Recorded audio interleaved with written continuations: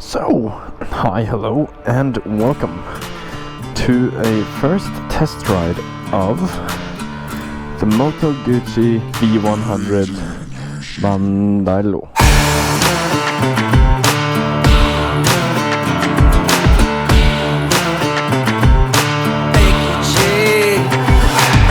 Well, it looks kind of cool. Definitely not my type of bike. I'm in a one-piece leather suit right now, and we're gonna be riding this. We've borrowed this bike from Lillebror MC, so thank you for making this test ride possible. This will be my first Moto Guzzi motorcycle ever. This is the standard version. You do get another version which is called the S model, which has a quick shifter and another color. It's the green color, and there was something else. Yes, suspension. You get Öhlins? I think you got Öhlins on it. Öhlins. So this is a 1043 something cc motorcycle. Ugh. It's got 115 horsepower and 105 newton meters. I can't remember. Oh. Okay, so for those that don't know, this is what I categorize as a first test ride, which means that this is a video that I will just say whatever I want to say when I say it. And what I mean by that is this is not a fine-tuned review of this motorcycle. It is more so a first impression, I guess, of this motorcycle. Now, I've done a lot of these, so take everything with a little bit of a grain of salt. There tend to be some misinformation in these videos because I don't have time to fact check everything when I get to ride it for 30 minutes. Maybe I'll do a longer review on this specific bike, but for now, here are the cool stuff. So this motorcycle is equipped with a lot of great electronics. The operation of this motorcycle is the exact same as the Aprilia series. You have the same kind of control function on the left side here, and then you have the same operation on this right side as well. Now, when I first got on this motorcycle, I must say the seating position is a bit weird for me. The handlebars just feels kind of narrow, and I don't know where, like, the angle of my hand on a handlebar. This is not comfortable. It's like they want to go inwards, but the handlebars are kind of angled the wrong way. But I mean, this is preference.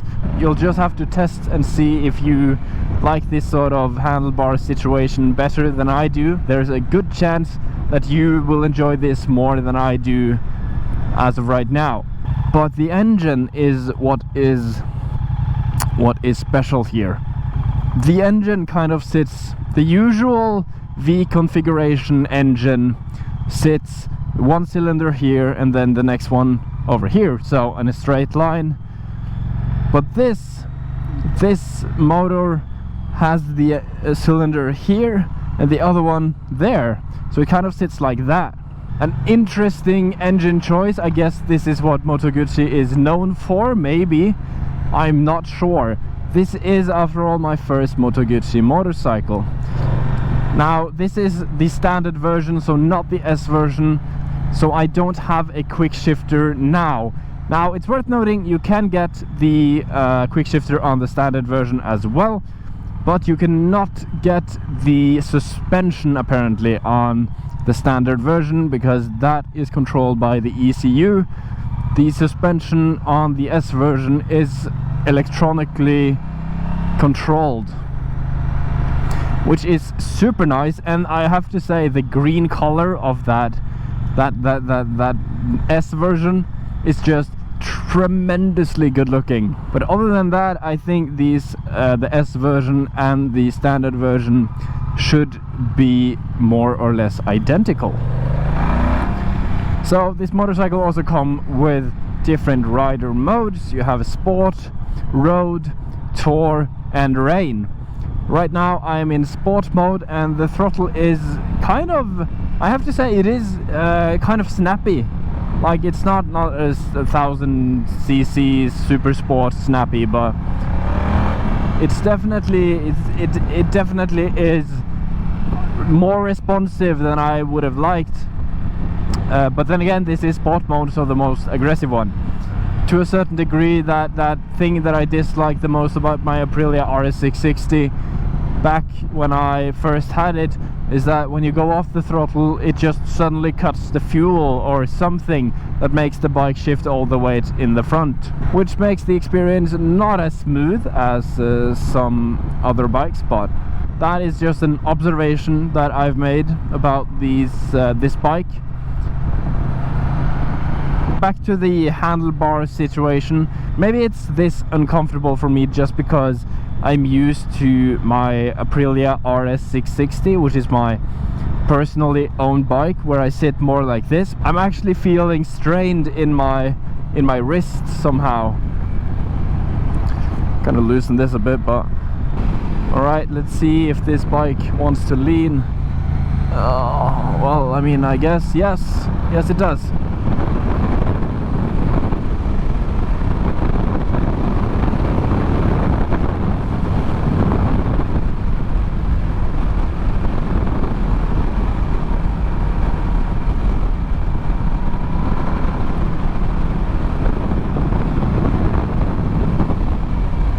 I mean, it's a very smooth ride. It just falls over and you can just enjoy the ride like the Italian dad that you are. I mean, why not? And I can hear that if you get an exhaust on this, you can hear some pops, small pops. Not sure if I like the actual transmission on this thing though. It's very tactile. This is the gearbox, but very long throws to get it in gear.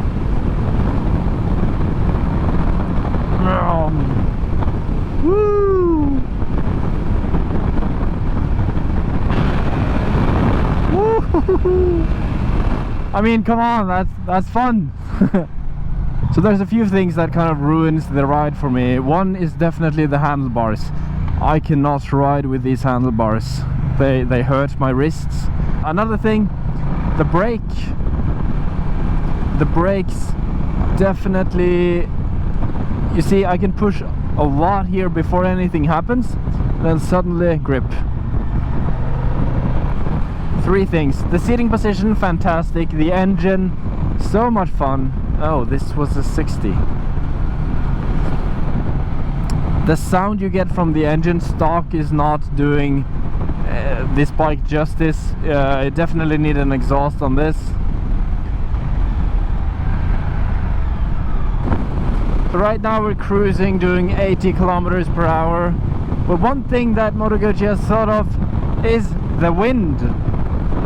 So we're cruising at 80 kilometers per hour, and there's quite some wind in front of the bike hitting me and my body and whatnot. But hold on, what is this? Moto Guzzi, you've thought of everything. What happened to the wind? It's now gone. It's electronically controlled. I can position it wherever I want, this windscreen, just by using the operations. Oh my god, a tractor, hello. And then if you thought that was cool, just wait and see what happens when I put this thing in rain mode. Oh my god, they open up, the tank folds up so you don't get a lot of rain on you, on your body, on your feet, on your legs. So you have an electric powered windscreen and tank fairings? What do you call these flaps? Fairing flaps? I don't know, but I like them. Downforce, bro.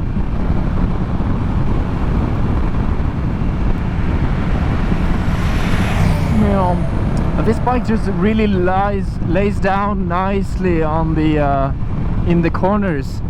It handles really well, to be honest. Now, I'm not exactly sure who this bike is for.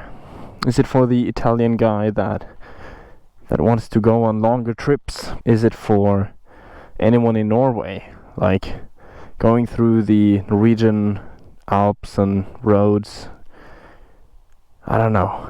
What I do know is that it is not most certainly for a one-piece leather suit in 23 plus degrees weather Celsius.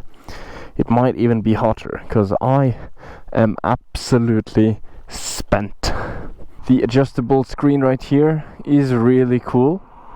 I will try it on the highway in just a little bit, just to see how functional it actually is. And these as well, above 90 kilometers per hour, they will extend out. Let's see if we can find ourselves some highways to test this on. Now, one thing to be said about this bike, of course, is its stability. Like, it is super smooth going over these corners and these country roads. I mean, it's quite nice to have this amount of confidence in a bike that you've been riding for an hour maybe. It's not often that I encounter bikes with this amount of confidence. The suspension really does a good job, and I can only imagine the electronic suspension doing an even better job with like finer bumps and more inconsistencies in the road. Alright, let's go for some proper highway. The windscreen is up all the way, I believe. Yep. And the flaps will come out when we hit 90.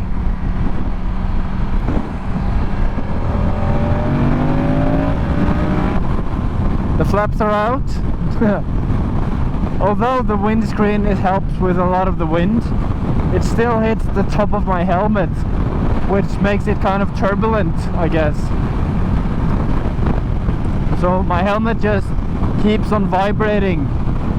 Like, not much, not a lot of vibration, but still, it still vibrates a little bit. And I find this to be true with most bikes that I test that has a windscreen. If I go down here, it is far better. And if I stand on the bike like this, it is also better. So I'm in this like weird in-between windscreen thing, and it just doesn't work for me.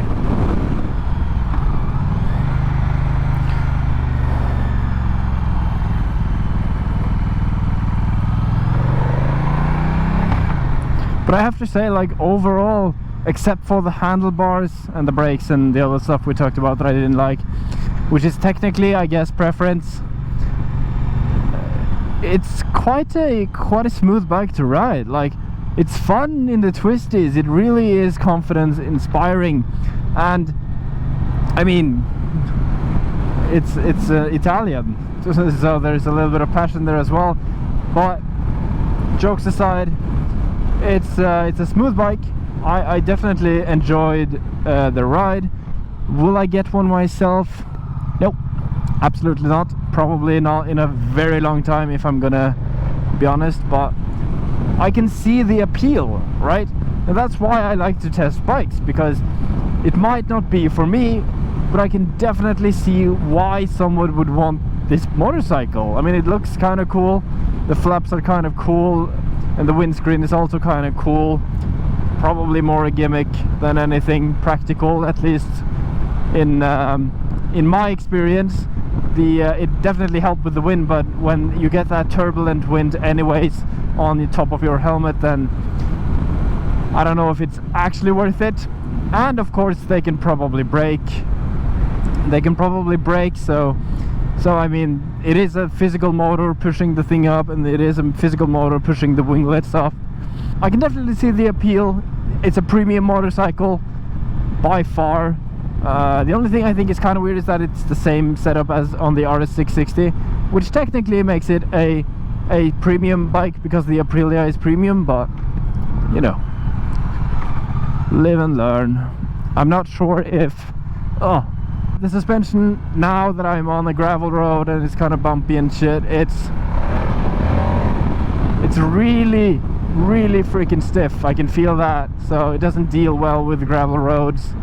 It's probably meant for the actual tarmac road for the most part, but it's still fun. You can still do it. Thank you guys so much for watching this little review rant on the Moto Guzzi V100. Thank you to Lillebror MC for providing me with this test ride, making it possible. And of course, as always, I will see you guys in the next review, right? Peace! Voilà. Aldri mer skal jeg kjøre en... Nei, det er ikke det.